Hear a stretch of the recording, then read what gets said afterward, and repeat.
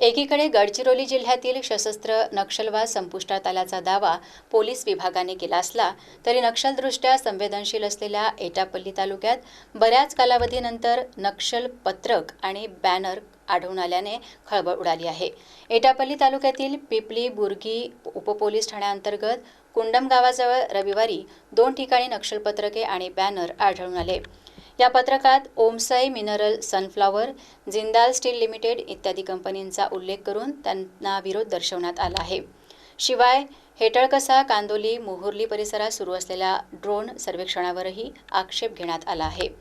एटापल्ली तालुक्यात सुरू असलेल्या आणि प्रस्तावित लोहखाण कंपन्यांना काही सरपंच, गाव पाटील, पोलीस पाटील आणि नागरिक सहकार्य करीत आहेत। त्यांना गंभीर परिणाम भोगावे लागतील असा इशारा पत्रकाद्वारे देण्यात आला आहे।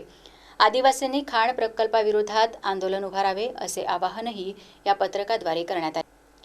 या घटनेनंतर छत्तीसगड सीमेवरील परिसरात सुरक्षा वाढवण्यात आली असून पोलिसांनी जप्त केलेल्या बॅनर आणि पत्रकांची तपासणी सुरू असून त्यामागील सत्यता आणि संबंधितांचा शोध घेतला जात आहे।